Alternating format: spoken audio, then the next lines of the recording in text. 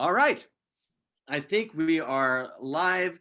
We are on our filmmaker panel for Sound Unseen. My name is John Wildman. I am the editor of filmsgonewild.com and also the publicist for this film festival, which is one of the very, very popular film festivals with filmmakers and with film journalists and people in the know in this country. So welcome if you're tuning in to us. And let's start this off really quickly by having each one of our filmmakers introduce themselves and the film that they have directed. So Kirsten, let's start with you. Okay, my name's Kirsten Kosloski, and I'm the director of $5 at the Door, the story of Crocks and Rolls, a film about my beloved hometown Thunder Bay music venue. And I currently live in Callander, Ontario, which is about 3 hours from Toronto, and it's not snowing. It's in the middle of the snow belt, and there's no snow, and it's sunny. So I think I just jinxed it for a blizzard tomorrow, but I don't care. I'm very excited. And fun fact, since moving here, I've destroyed 3 snowblowers, so it's no joke. Oh, global warming, you're adorable. Yes. Okay. All right, John Carluccio, let's have you introduce yourself. Hi, I'm John Carluccio, director of Maurice Hines, Bring Them Back. I'm here in Brooklyn, New York. My film is about Maurice Hines, famous dancer, actor, triple threat showman. He's also the brother of Gregory Hines, and so the story is about the on and off stage relationship between he and his brother, and his story of surviving show business at age 75. Exactly. Okay, Chelsea, you're up. So we make sure you unmute yourself. So my name's Chelsea Krister. I'm the director of Bleeding Audio, which is a documentary about the band The Matches. And while it is a story about their very unique and quirky career journey, it's also a story of how many bands have learned to navigate the digital age of the industry. And it's a nice little roller coaster of an emotional movie about the ups and downs of trying to follow your dream and seeing if it succeeds or not, and maybe what that definition of success means. I'm originally from Colorado, but I'm based here in San Francisco. It became winter overnight, so we're all freezing here in our little San Francisco non-insulated apartments. So. Again, yay for global warming. Okay. All right. And then John Nix is our final guy. Hi, my name is John Nix. I'm the co-owner of Turnstile Films, and I'm the director of Beyond Barricades, the story of Anti-Flag, about the longtime political punk band Anti-Flag out of Pittsburgh. All right. All right. And, you know, one of the great things I'll start off by saying about Sound Unseen is that for me personally, I found that it introduces you, and oftentimes to artists, to music artists that either you thought you knew or you just didn't know.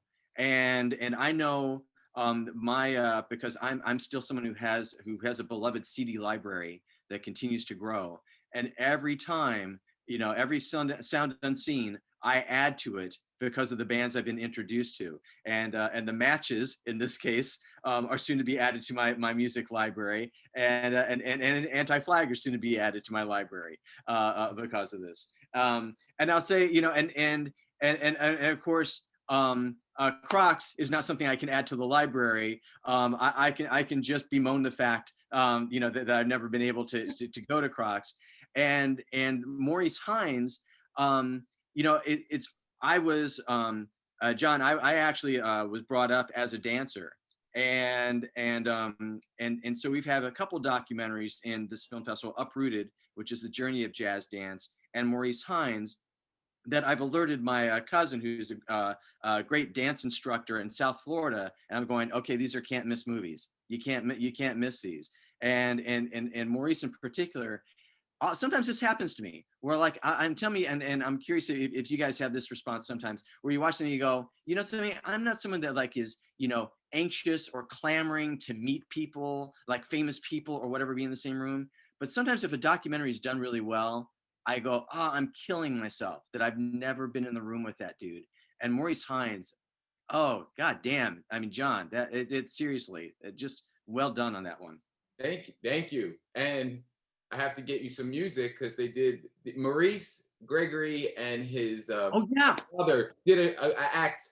Now this really tells you something. The name of the group was Hines, and Dad, like a family act. You know, it was the time of, I guess, the Partridge Family and things like that, or yeah, I guess that kind of stuff. So, but yeah, they ended up dancing and tapping kind of went out of favor. So he ended up becoming and really making more of a splash with his voice. He and Gregory went on to actually do a duet with Luther Vandross. So there's a music, it's not in the film, but yeah, there's a music element in this as well. Well, no, you're right. Thank you for reminding me of that, because it's like an old Columbia title. And because you flashed the album cover at some point, I'm going, oh yeah, that was another one. I was going, okay, I gotta see if Amazon has got that shit, because if they do, it's heading to Dallas, Texas pretty soon. It's on Spotify. I think it's on Spotify. Okay, all right, but let's get back. Let's start with what we're talking about and what the main focus of this is intended to be, which we like to do at Sound and Scene, is again not do a typical how do we make the movie, how do we what have you, but to get into a topic that you guys don't get a chance to talk about a lot, and one is very unique to this year, which is what the hell have we been doing for our films during a pandemic year, when normally you guys would have gone to Sound and Scene and I would have put you up on a red carpet and taken photos of you guys and made somebody interview you and done these kind of things, as you would have done at a lot of film festivals, certainly the ones that I'm in charge of. And you've not been able to do that. And also distribution wise, you would have been on a very, a routine track oftentimes, which is I'm going to do a tour, and then I'm going to do, hopefully a VOD thing, and then I'm going to do this thing, and there's a process and a typical timeline that we go, and that ain't happening this year. It certainly hasn't been happening since March. So I would love for each one of you to kind of one by one talk about where your film is right now in its timeline as this year has played out. So Chelsea, let's start with you and your film. Where's Bleeding Sure. Heart at? Yeah, so we had a very interesting journey because, and people laugh at this date now, but we actually had a physical world premiere on March 7th. So we were one of the fortunate ones that were able to actually have a singular in-theater experience. Right before which shit went down, you were able to do yeah, that. like we were literally the quartet on the Titanic. Like I'm not even exaggerating. Like the whole night felt that way, where it was like, hey, we're celebrating, and do we elbow tap or do we like hug? And my rule was like no hugging. And then by the end of the night, I probably hugged 100 people and was just like, well, this is how I go, Right. But I feel like very fortunate because I was able to have at least one in-theater experience, because I know, like the other filmmakers on this panel, I'm sure that's, what we've been working towards, throughout the journeys of our films. And after the premiere and everything shut down, because the festival, it was CineQuest, and it actually just got straight up canceled after that. The thought was, what do we do? Do we, I was advised by a few people who said, oh, well, your premiere's already blown, so you can't do anything. You can't go back, which I thought was bullshit. But, it was one of those things where it was like, I mean, that's fair. But do we hold this thing back even longer? I'm sure everybody here had long journeys for their film, but I've been working on this thing for 6 years, and like thinking about holding it from audiences longer just felt, one, unfair to the communities that supported us throughout the journey of the film, and two, was just like kind of unfair to me too. I want audiences to see the film. I want people to experience it. And so, we figured, like, why the hell not? Let's figure out what this journey is in a digital space, and see if there are still ways that we can generate a community-based feeling through these virtual festivals. And so the first virtual festival we went to was Dances with Films, and honestly, it was great. We had a really wonderful experience, and then we went on and did SF Doc Fest, and now we were just in Denver Film Festival, Lake County Film Festival, which is happening now, and Sound and Scene. And everybody's figuring it out. And I mean, there's still a bunch of big question marks, like, and I'm sure you guys are thinking about this too, of just the whole VOD premiere thing. Like, you know, have we blown that? Are we not able to land a streaming deal after this? I mean, those are still question marks, but if anything, you know, we've won a bunch of audience awards, which has been really humbling and very gratifying through this process. And you know, it's like we're learning as we go, but to date, it's been a great experience. So yeah. One of the films I represent also did exactly what you did, where they were at CineQuest. They had their premiere there, and then the second screening got cut off because it happened right in the middle of the fest. And you know, and they've been so that film is on the same track that you are. So I've got a lot to add to that. But let's go to Kirsten and you know, where is Crocks in its journey, and Sure. what's happened? Well, if we go back to March, Canada went into lockdown a little bit sooner than everybody, like you guys in the States. So I was like 3 weeks from getting onto a plane to go to my first film festival with the film. And I had also set up community screenings across Canada that were tied into music festivals and live venues and arts organizations, because I had this sort of vision, and I was applying for grants to do this, to travel across Canada and tour the film like a band touring an album. And it was an exciting time. So then when we got into lockdown, there was still sort of like an optimism that like in 3 weeks, this was all gonna pass and we were gonna be able to move forward. And yeah, and then as that first week went by, it got pretty clear that yeah, things were postponed and possibly canceled. So for me, I'm a lot like Chelsea. Like I had been working on my film for almost 5 years, and it was something that was really meaningful to me. And to think that for a really small independent Canadian documentary about a very niche specific subject, festivals and having that festival word of mouth and also the press that comes with festivals was really important for us. So at that time, around April, it was looking pretty grim. And then the first festival, the Calgary Underground Film Festival that I was supposed to go to, they did something pretty radical. Within 3 weeks, they adapted the festival into an online format. And this was sort of before anybody really had a blueprint of what it was going to look like. So they set up online live events and drive-in theaters and did their whole festival virtually. And it was like a life preserver in a way. And the silver lining with that was because our film was so small, it's so niche and almost like media arts, not so much film. If it was a in-person screening, our film and a festival would maybe get lost in the shuffle. But the festival really pushed media and press for my film. And I had some weird experiences that I never had before as a filmmaker. Like I would go on college radio for past films or in weeklies to get coverage. But because the festival was so behind the film, I ended up getting like a front page of the arts and leisure section of the Calgary Herald, like full page feature, which was such a surreal thing to see our little movie being spotlit in that way. And then after Calgary, I did a smaller regional festival, Fox Populaire, which was a homecoming for the film because it was for Thunder Bay. And they also adapted virtually as well. And we ended up getting 1,200 people watching the movie, which afterwards the programmer was like, you know, nobody wanted to do a virtual film festival, but if we were going to get that many people to see our movie, we would have had to have 5 screenings at our venue. So it was actually, for a film my size, there was a bit of a silver lining. There are things I miss though, and there's such an uncertainty going ahead about where we're all headed with our films.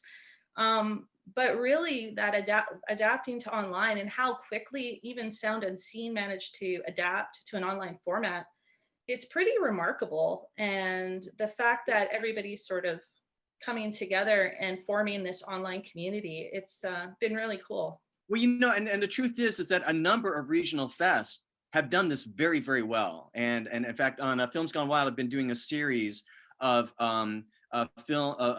regional film festivals that have kind of kicked ass this year. And Calgary, I actually was the most recent one I've done, and which I was really happy to do. And it really comments on what they were able to do on behalf of your film, because they came after me going, we want to tell the story. Because normally I'm the one going after somebody and going, I've heard that you guys did really great with your audiences and with your and I hate saying the word out loud, but I have to, your pivot, and what have you. But they came after me, which means they're on top of it.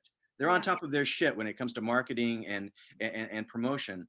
Yep. But the regional, again, a number of regional film fests have done this very, very well.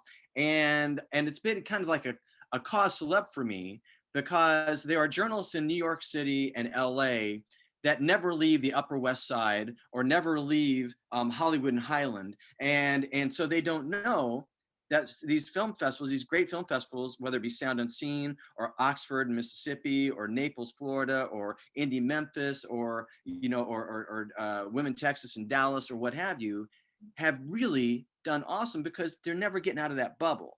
And so they assume everything's gone to hell in a handbasket, and people are like that meme with the kitten hanging off the branch, like just hang in there. And they say, no, that's not the case. That's not the case. All right.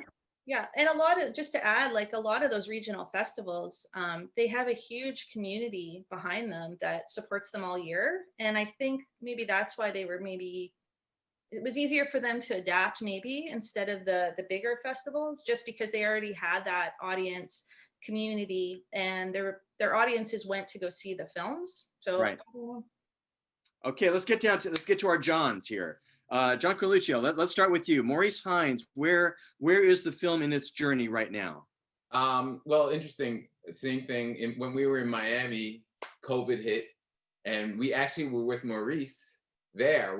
Our thing was kind of like you do a little bit of a tour where we booked like tap dance schools and did a thing where we had a couple guys that were in the film that taught classes and stuff. So we were like, all right, this is going to be an opportunity. Maurice gets to meet fans. We get to promote tap as well as, experience different film festivals. And then it hit, and then we were kind of like, all right, what do we do next? And we did a few film festivals, and then eventually, but one of the things that we did first though, we won at Doc NYC. And part of the thing, and that was fantastic. And we had our world premiere in New York, and we rushed to get it. And I'm really glad that we didn't wait. Like, we were like, oh, you know how it is when you premiere, you're like, I need another couple months, but we really rushed to get it. And luckily we had a physical premiere, but in winning that, we got a week at the IFC Center, which is the big theater in New York, Indie right. Theater. And that was the prize, which is a great prize. But now we've been talking with them, and they're like, we're closed. The theater won't, New York won't allow us to open up the theater yet. So when it opens up, then, so we've been kind of like, should we wait to have this physical premiere at a theater where we can get press and we can really build a lot of buzz, or do we continue to do like little virtual stuff? And there is one opportunity for Black History Month where we might be doing a collaboration with a film festival. So there's things like that we're doing that are targeted to not just the film, but just like a greater cause or a greater image of what's going on. So so that's kind of where we're at. But we're very fussy about which film festival to do because we don't want to spread ourselves out too thin. But I'm really surprised though, the way it reads on social media is like the fans are just like if you have just that one card with the image of like selected or whatever, they're like fantastic. Like they're just so excited whether they see the film or not. They're like just glad that the film is still doing something. And like so it's hard to turn down a film festival for that reason, because it's like you want to show that you're still alive and still active, but you honestly don't want to spread yourself out too thin, and you want to also make sure you eventually sell this film. You get distribution, and it's not just a couple film festivals, and then they're like, whatever happened, where can I find it?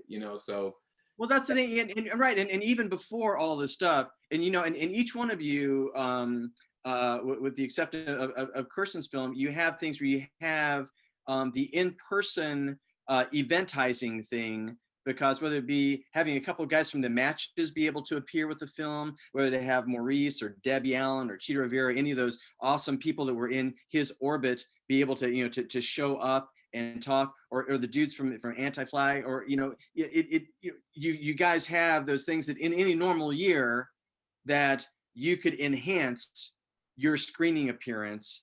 And so that's the thing you have to work around. And John Nixon, let's have you on this first question, because you're coming out from a couple different angles, both with the film and otherwise. So I'd love to hear from you on this too. Yeah, for sure. Yeah, so our film was also long gestating. We ended up working on it for about 7 years. We had a finished version of the film like right as Trump got elected, and then that sort of made us pull back and go like, okay, let's see where this goes. Let's see if it's going to change the story at all. And so we ended up having to rework the story, not because like something major changed, but I mean, things just kept happening. And so it kind of gave us a new third act for the film. But at the beginning of this year, when COVID hit, it really focused us up to be like, okay, well, let's get it out. Because since the documentary is about political activism, we decided this is the perfect time to release it. We should probably get it out before the election because it's going to have the most appeal then. So it really got us focused. I lost my day job at the very beginning of this, so it really got me to work on it every single day to get it ready to go. We ended up premiering it on veeps.com. It's like a website where bands can do live performances and sell tickets to it as if you were playing a real concert. And so they can kind of make some, money to stay sustainable through that. But we had a really good premiere. We sold about 1,500 tickets. We sold out of all of the limited edition DVDs that night. And it's up on VOD. It's doing really well. It's getting a lot of like steady streams. It's basically the same amount of people buying it every day, which is very surprising. So if anything, it's benefited us for this project. But as far as our next documentary, we were supposed to finish up another one this summer, and we ran a successful Kickstarter right at the beginning of the year. We had a trip booked out to the West Coast to get like our final interviews for it, and then like the week we were supposed to go out there, everything locked down. So we've just kind of been sitting on our hands with that one. We're trying to find some new plans to get it finished up over this winter. But we're trying to do it as safely as possible. So it's sort of like a give and take as far as like my experience with it. Well, I've got my first question from the audience, and I'm going to jump to that, even though it kind of puts us a little out of order. But I want to make sure I take care of our audience that's tuning in, and it sticks with that idea of doing in-person stuff now, or going forward. And and the question was, are festivals and theaters offering in person, and and do you guys feel safe and comfortable participating in that? So I'll lead off with the idea of what film festivals are doing, and those that are doing hybrid and have been more often than not are doing a drive-in stuff. And and so occasionally they'll do appearances with the drive-in and literally have them in front of the screen, so people in their cars are listening to the person talk. Heartland did a wonderful thing where they actually did a red carpet where people drove their car and posed on the red carpet in the car, and then they drove past and they did that, which is hilarious and awesome. But on the in-person stuff. And I remember there were photos from Calgary where they did some in-person in theater, and you could see that people were spaced out as far as seating in the theater, and the two people talking on stage were spaced out, and on the red carpet they had people also on the red carpet spaced out and wearing masks and and distanced, and so it's possible. And I think going forward, I know swinging around to March of next year, two of my fests, Oxford and San Luis Obispo, are both planning on doing an in-person element. But they also know that they kind of have to make up their own rules, which are going to be even more strict than what they are enlisted to do, to make sure that not only is it, so to speak, safe legally, but it's also so safe that any one of you would feel safe, coming to the fest, or or having your subjects come to the fest with you. So that's from the film festival side. That's not the personal side. So now let's hear from you guys. Who wants to jump in first on this? I'll jump in. I mean, it's like risk mitigation, right? Is you think, oh, I made this film so I could experience this. Therefore, like, how comfortable am I being someplace in person where I put myself at risk, but more importantly, putting other people at risk? You know, like the thing that I constantly think about, because there was talk of having a potential like outdoor screening of Bleeding Audio for Denver Film Festival before they shut everything down. And my thought was, I could drive there and I could stand just in a corner with like 2 masks on. But then my thought was, but what if the people there have a different comfort level and someone were to get sick at one of our screenings, you know? And that to me is like, I couldn't really live with that personally, you know? And so I think for me, it's all risk mitigation personally, but I think thinking about the bigger picture, I wouldn't want to have the event if it encouraged people to do something that isn't in consideration of the larger group, right? And so I would love to go back to festivals and in-person screenings. I'm super interested in potential drive-in screenings, but until it's absolutely safe to gather again, like, I don't think I'd be comfortable with an in-person screening and encouraging people to attend an in-person screening. I don't think, like, yeah, just morally I'd be able to live with that. Okay, so Chelsea just set the bar on the moral issue for all of us now. So who wants to follow that? Go ahead. No, it's okay. Go ahead. Well, I was gonna say we're centered out of Cleveland, Ohio. Ohio has more drive-in theaters than any other state. So I feel like that would be a really cool opportunity for festivals around here. I don't know that any are doing that. I think Cleveland International is still just going for full digital just for safety reasons, obviously. But I feel like it would be a cool way to incorporate something that's in person, because at the very least, like, social distancing was built into that experience before any of this ever hit. So it's sort of made for that in a way that you don't have to try to educate people as far as like what the protocol is going to be and set up an entire new system for it. It would already be in place. So I feel like that would probably be the best bet for something like that. Yeah, and that's the thing with the disease is nobody wants to be, you know, the one who has, like, you know, you don't want to be the one where they can link it back to you kind of thing. It makes you a little conscious and a little aware of the safety of the people coming to your screenings. Like for me, I've been approached through these digital screenings by people like other festivals that have said that once the restrictions lift, they want to bring it in for an in-person, in-audience screening, which is great. But in Canada right now, it's really day-to-day, honestly. Like, and for Canadians, we're lucky because we have all this public funding that can help us travel. But that's all been shut down because, you know, a government run public funding that's going to give you money to travel. It's kind of irresponsible to send out all these artists out, and they've canceled all the funding. So you couldn't even really go to these things right now.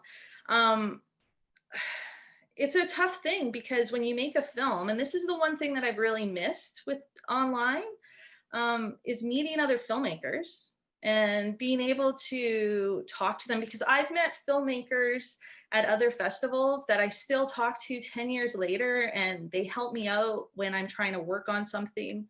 And I really miss that, befriending filmmakers and learning from them. And I also desperately miss watching my work in a crowd, like with an audience, because that's how I feel like I can get better as a filmmaker. Like, what's working? What did I do? How can I change that? And in the Q&A, it's like an immediate thing right after they watch your film that they're interacting with you as a filmmaker, and it just helps improvement. And to have that sort of removed, like Zoom's great, I love it. I love talking to people not in my bubble because my family's driving me a little crazy right now.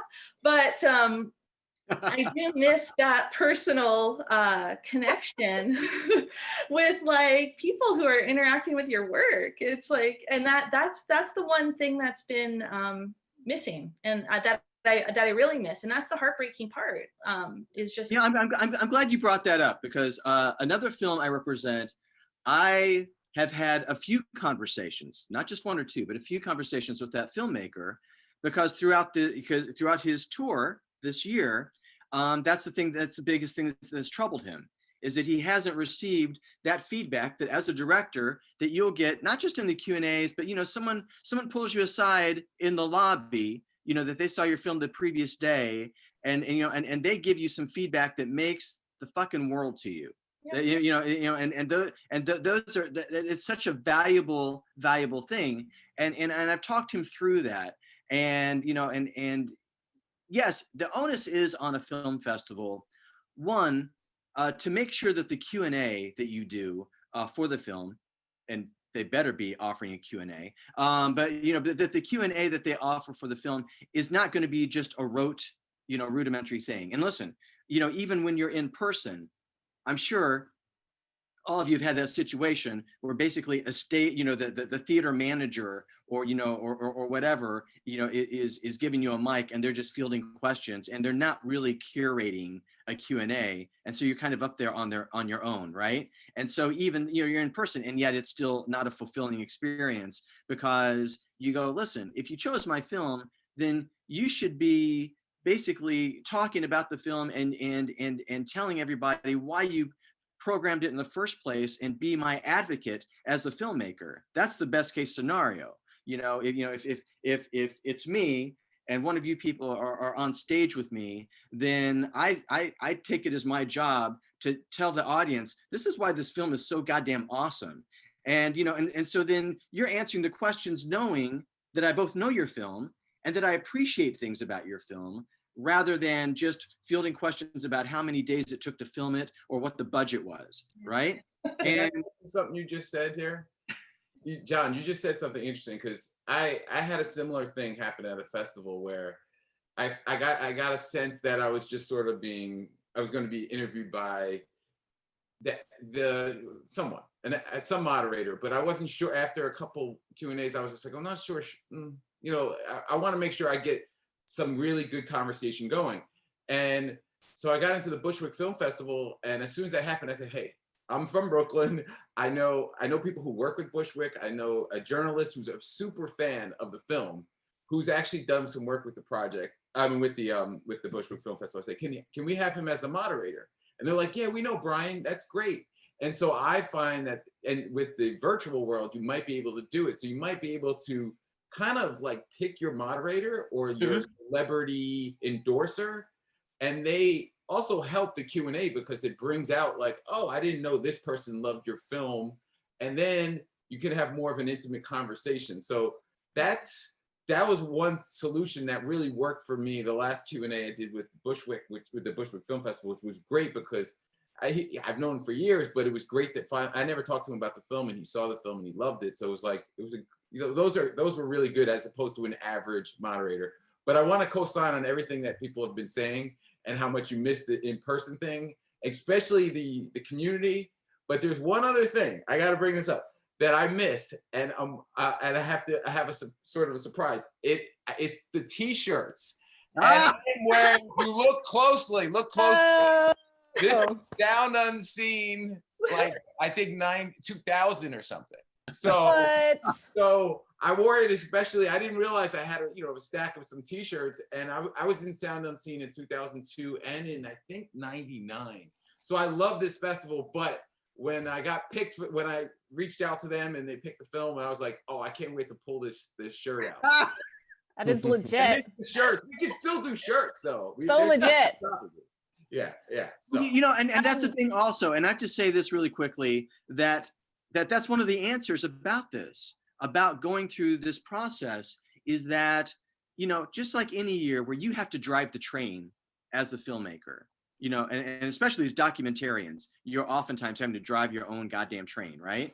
Well, you know, in this virtual space, well then, you know, a lot of it is, you know, what you make of it, and it's whether or not you require geo-blocking, and you go, listen, you know, I haven't gotten distribution for this film yet. I can't have you, you know, putting this film all around the entire damn country, because I needed to be viable for other film festivals and for my eventual VOD release. So you want to, like, try to recreate as much as you can of what you would have in that space. And even, John, that's perfect. Exactly. Where you go, hey, by the way, who's moderating my Q&A? And, and because you'll pick up really quickly how much thought they've put into that. And then you go, something, let's do this. How about if we try this, or what have you? So really quickly now, also, I'm going to be a salesman, because they're reminding me that Maurice Hines is available to see right now. Bleeding Audio starts tonight at 7 p.m. and $5 at the Door starts tomorrow at 12 p.m. CST. I've already bragged on all these films a little bit, so so if you're watching this, make sure you tune in now that you've met everybody. Here's the next question I have for each of you, and it goes into, it follows up exactly what we're talking about as far as driving the train and being, frankly, a business person as well as a filmmaker. And I would love for each of you to address this in terms of, because it is a pain in the behind just to get the film made, and to make a film that's watchable is a huge accomplishment. But then oftentimes we're unprepared for how much more work it's going to be to make sure that people actually see this thing, and that they and that the way they're seeing it actually puts a few bucks in your pocket. So I would love for each one of you to talk about this, what you've done up to this point, and what you kind of foresee, doing, following that. And we've been starting with the women, but let's reverse it, and let's have the Johns lead off on this one. John Nix, let's start with you. Okay. Yeah, I mean, when it came to us, we were on a limited timetable, and obviously we knew that like distribution was out the window the second that COVID hit. I mean, I assumed like no one was going to be buying anything at that point, because they had their entire rosters that they were now sitting on that they couldn't put out this year because they wanted to actually be able to get a return on it.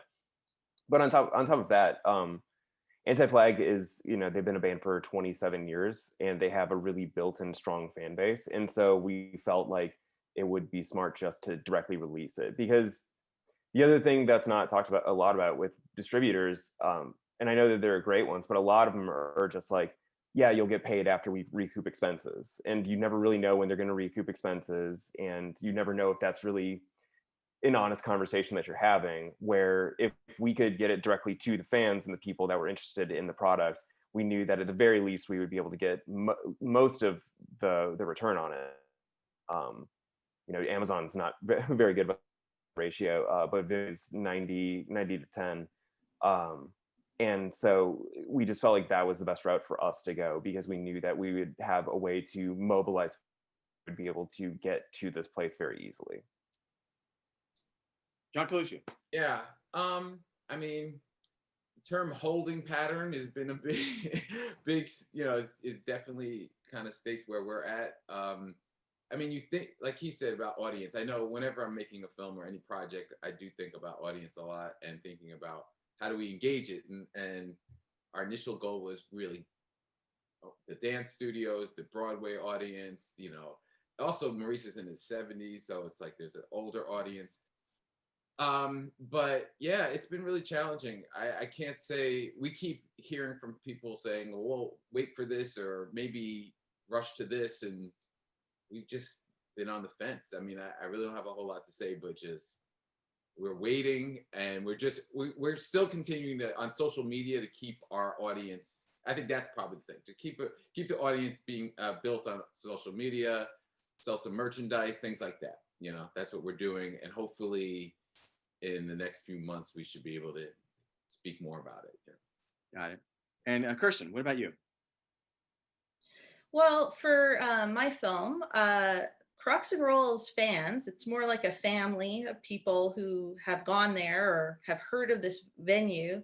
So right from the very beginning, I would say, even when I was in the very early stages of making the film, we ended up having a really strong social media feedback relationship with people who were excited that I was making the movie. And that has sort of kept pretty steady throughout production and post-production. And I feel like I'm kind of in a lucky position because all of those Crocks and Rolls fans have sort of stayed and supported the film all the way through to the end. And we've built up this strong community of people online. Like when I was making the movie, I would have people contacting me and sending me emails and sending me actual physical content like posters and videotapes in the mail. So they were sort of along with me on this ride. And in Canada, I mean, this could be a whole other panel discussion about like Canadian filmmaking. Distribution and broadcast here in Canada is pretty difficult. So it's almost like you're on one side, there's the arts community, which I get lots of arts funding, and then you have the industry, and it's very hard to do crossover. So for my film, because I had that ready-made audience of Crocks supporters, video on demand was always something that we were going to roll out. And it's still that is still very much in line with the original plan. But so I feel like that hasn't changed at all. But things like distribution, it's the same thing with everybody else. Like I don't know where that's going.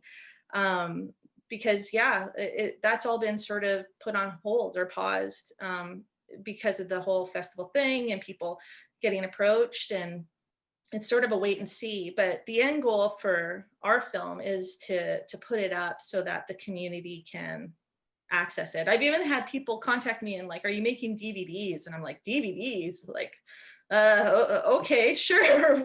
If you're gonna buy them, I'm gonna make them. And that's just sort of like, I'm just supporting the community. But again, like when we were talking a little bit ago about that feedback from the audience, like I almost feel like it's been a real positive experience. Like I almost always get immediate feedback online or through email, and people have been contacting me throughout the whole way. So I feel like utilizing that audience and always keeping that in the back of my mind, it makes me feel a little less nervous. But yeah, as far as distribution or streaming options or things like that, it's definitely wait and see what happens. Well, you know, and I think this one thing all four of you have very much in common with your films is that you do have built-in fan bases or built-in, you know, audiences hungering, you know, for this movie, whether or not you have, you know, I mean, it's a big part of Bleeding Audio, right? Where the matches, you know, discover that there are all these people out there that don't want to just see them, you know, 200 people want to see them, but thousands, hundreds of thousands of people that they have to sell out, you know, all of these, you know, extra dates to play when they get back together. You know, they're overwhelmed. And it flags same thing, whether it be the dancing and Broadway community and New York community, same thing. And yeah, and that Crocks, it's a huge ass family, right? That you speak about in the documentary itself. So all four of you have a situation that maybe like, you know, a narrative film or what have you wouldn't have.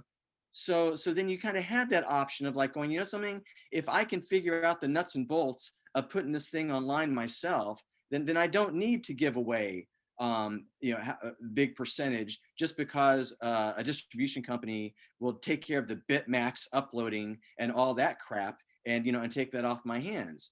Chelsea, am I right on that? Yeah, I mean, it's I echo a lot of what Kirsten's been saying. You know, honestly, Bleeding Audio came to life through not one but two Kickstarter campaigns, and the Matches fans like really have been supporting me from the start. I mean, they even volunteered to transcribe some of my interviews. You know, like we really had like a crowdsourcing community support system.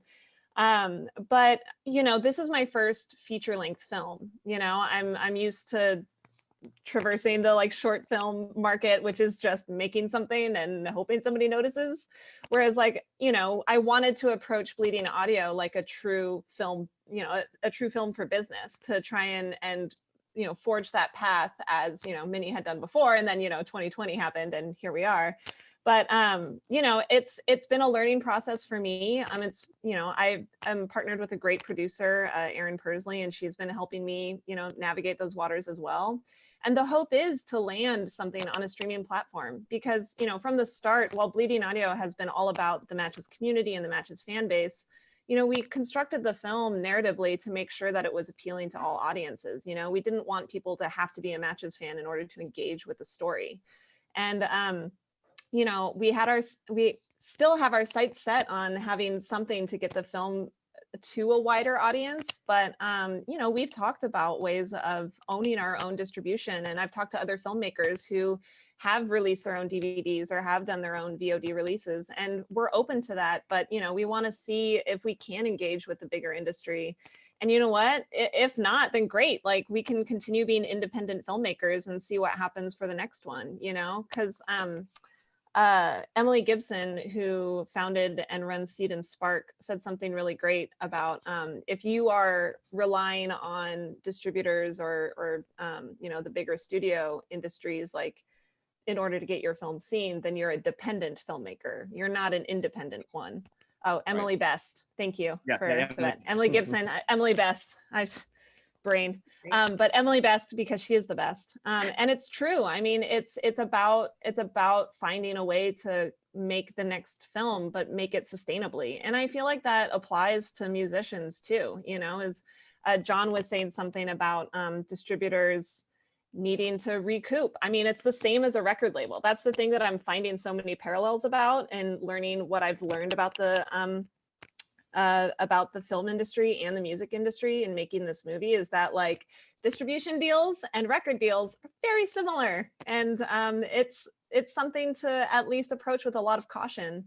And you know, in this digital era, as you know, the democratization of the craft is like becoming more accessible to all of us, we need to learn how to handle our business. You know, we can't hand it over to somebody. We have to, as musicians, as filmmakers, as artists, like, we, unfortunately, as much as it sucks having to learn the business side, like, we need to learn it in order to protect ourselves and our art, you know? Yeah. Well, yeah, and you know, that's, you're absolutely right. And I have a film that I made that it's time to re-up the deal with the distribution company, and they came at me like basically just assuming, well, you're going to re-sign and we're just going to keep doing this. I'm like, well, maybe not. A little presumptuous. Yeah, maybe that, you know, that deal where you got, you know, $7 to, you know, to my $2.50 or whatever, you know, that I maybe not. Maybe I just take this back, and you know, kind of thing.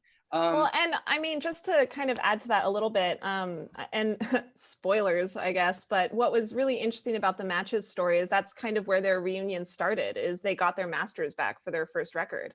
And the thought was, oh, hey, we own this now. We can do what we want with it. You know, let's put it out on vinyl. And then out of that vinyl came like a show, you know, and now they own their masters for that first record on all the streaming platforms too. Not that that affords anything, but you know, it's still an ownership of your art that I feel like they were kind of ahead of the curve in knowing to sign a licensing deal instead of just like a full-on I don't know what to call it, but basically just giving a record label their record, you know. And I feel like as filmmakers, we could learn from that too. As I mentioned, they're making a few more bucks off of me thanks to the playing down that scene. A few more fractions of pennies. Bring them in. Might get a full cent. Okay, here's another question from the audience, and this may be, depending on how much we talk about this may be the thing that wraps up this whole chat. But now we're looking forward. And we're looking forward to what you guys are going to do next. And we're looking forward, and especially right now, because again, if you're shooting, if you're filming, you've got protocols now that you have to deal with. And you know, if you're shooting a narrative film, you have like a landing area where everybody has to get tested, and everybody has to go through a thing, and then they go to a second area, and then the third set area. Now, documentary, you guys, you know, it may be just you and a camera and a dude with a boom mic, or you may be doing all three, you know, that because that's what we do, right? As documentarians, that's what you do. So, but I'd love for each one of you to talk about that. One, is there a project in line 9? And I know all 4 of you are still kind of mid-tour, or toward the end of your tour with this film. But is there a project coming up? And have you thought about the shit that you're gonna have to deal with now to actually shoot somebody, to actually, go out there and make sure that, that making your film doesn't kill you? So who wants to start with this one? I can go. All right. Yeah, so I mean, at the beginning of this year, I had another documentary about 75% done. It's called Don't Fall in Love with Yourself. It's on Justin Pearson, who's like an avant-garde punk experimental musician out of San Diego. He runs 31G Records, and he's just like a guy that I got obsessed with when I was like in high school and ended up befriending. So it's been really cool to do. And we were supposed to go out there because there are a few bigger interviews that we still really need. And I think the route that we're going to end up going with is, I think we found a filmmaker that we can really trust to just knock it out. And we're going to have like a kind of a 1-person crew setup where we can just have him shoot those final things and I can edit it here on the back end. And then that way, like we don't have to worry about anything. If someone's not comfortable with that, I think we're just going to end up pivoting to Zoom on a couple of the interviews because like I was worried about the aesthetics of that. Like, it's going to look crunchy and the audio is not going to be perfect, but I imagine that there have to be hundreds, if not like thousands of small movies that are shooting right now over Zoom because of just needing to get the story done, as opposed to wanting to wait who knows how long until like everything goes back to normal. Do you really want to put all these things on hold for a year and a half or however long? All right. Who's next jumping into the fire on this one? I'll go next. Yeah. So I was saying, like, the first Sound Unseen I went to, I had a film called Battle Sounds, a DJ documentary that didn't really, honestly, I learned more about fair use and stuff now than I would have gotten a better release on it.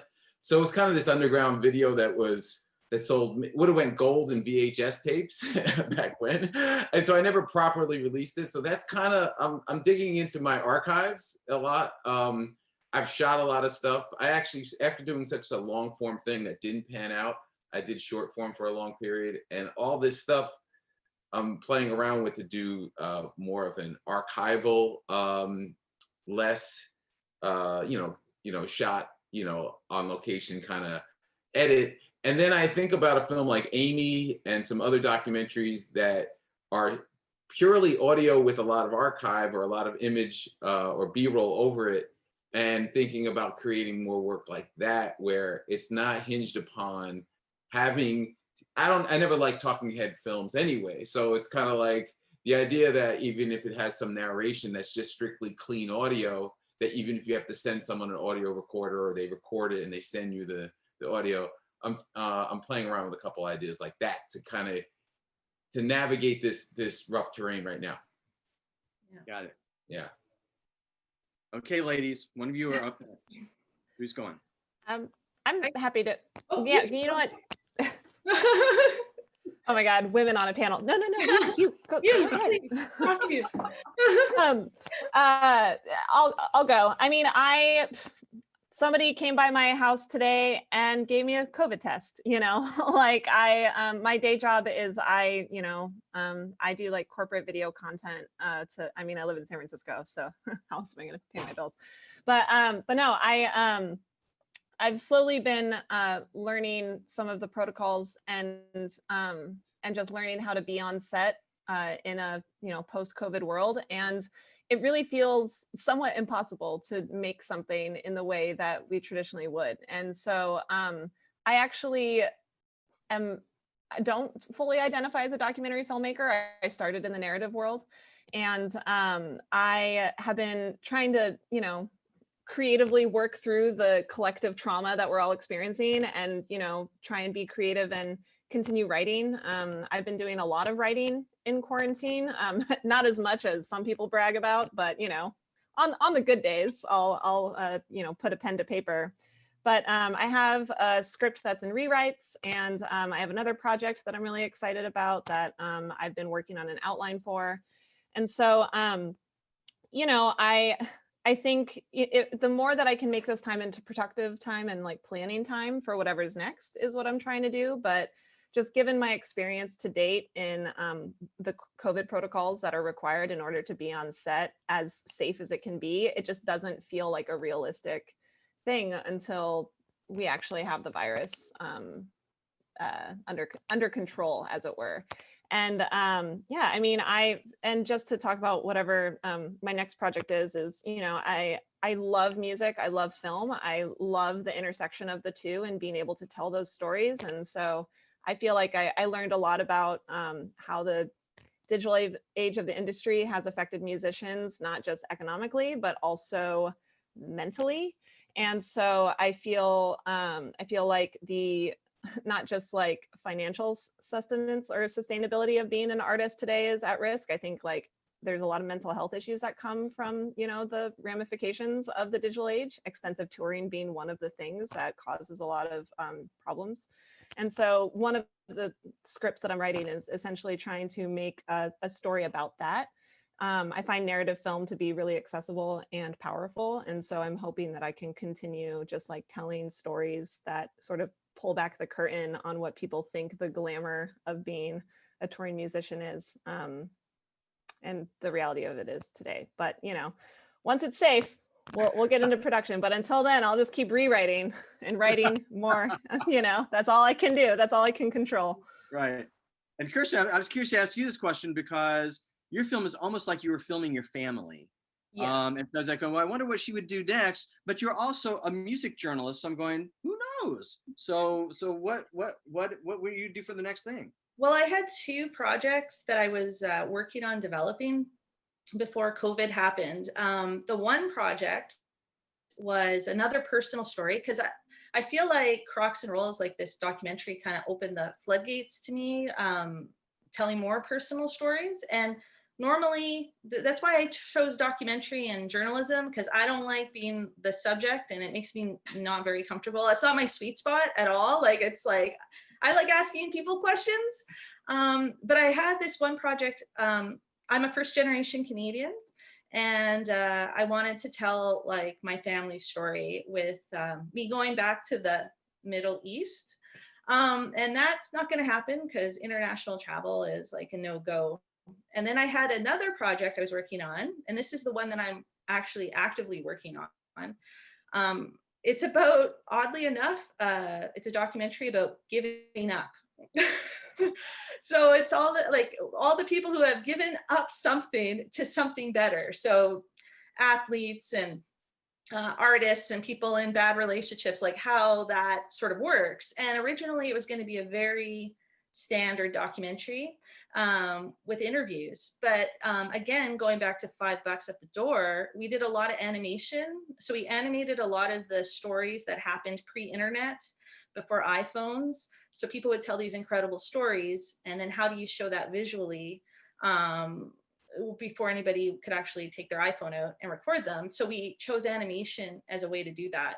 And it got me thinking to, how do you tell a story, almost like John, like how do you tell a story and using archival material, almost experimental video and art. So that's kind of the direction it's going. And that could be done remotely with our animators and musicians and things like that. So it's sort of taking that documentary form and taking it to another place, which I'm actually really excited about, because telling personal stories and using animation was not in my wheelhouse, as they say, for lack of a better word. But it was something that I really enjoyed when I was doing it. And I actually found it pretty inspiring to actively collaborate with other people in different ways. So instead of just doing a standard documentary, we're going to take it in a different direction, which is pretty exciting. Well, and that's the thing, independent film, you have to innovate, right? And, you know, either because we don't have any money to do the shit we really wanted to do in the first place, so we do something even better with $1.50.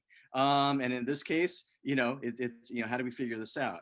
And on that note, we're going to do one final question, which goes specifically to John Carluccio, which someone is asking, what are your secrets on your killer lighting on the Zoom interviews? I was thinking the same thing. No. It looks so Okay. great. Okay. Yeah, let's All hear this one. I want to know Okay. this one. It's not the lighting, it's the camera. Mm. Okay. Canon, about I think 6 months ago or 9 months ago, what they did was they allowed their DSLR cameras to work as webcams. So if you plug in any DSLR camera that you have, Yeah. you can find it. This is probably a YouTube. I think I used a YouTube video, but there's, even if it's not the exact model. So this is a 70D with a 50mm lens, and it's just a USB plug plugged in, and there just happens to be this light that's just a normal light. But that's it. No, it's not lighting. It's lens, I think you'd say, or lens or camera. So Canon, I think they surrendered. They realized people like these cameras need to be used, and everyone's stuck at home. So why not? You know, I think they're the only. I don't think Panasonic or anyone else is doing it. So Canon, that's it. Well, that's great because I was like, tip. it looked like a Scorsese movie. How do I do this? And if you have one of the cameras that has the focus assist, you can do a thing where, you know, it'll focus on the background, you know, and the, you know, that thing. I think whatever. Anyway, I'm glad it looks good. I can't tell how. I'll have to watch the playback or something. I can't tell if it looks. I don't know about the color. My color temperature might be a little off, guys, but whatever. Yeah, you might want to bring it down to like 4,200. It's a wonderful honey tone. You know, that's the best ending I've had to one of these things yet. I want to thank all the four of you, Chelsea Krister, Kirsten Kosloski, John Nix, John Carluccio. This has been just a really fun talk, and I hope for all four of you that this it kind of duplicates a little bit of what it would have been for us all to be in the room together, because I've certainly enjoyed the hell out of it, and thank all four of you for participating. Thanks so much. Thank you for having me. Yeah, thank you for having me. Yeah, this was great. It was great meeting all you guys. What a panel to be a part of. So Yeah. thanks. Let's keep in touch. Yes, please. I was gonna echo that earlier. I love meeting other filmmakers at these things. So All right, you guys got to exchange the emails. So don't be strangers. You hear? We'll figure that out. Everybody have a great weekend. You too. You too. Bye-bye. Bye. Thank you.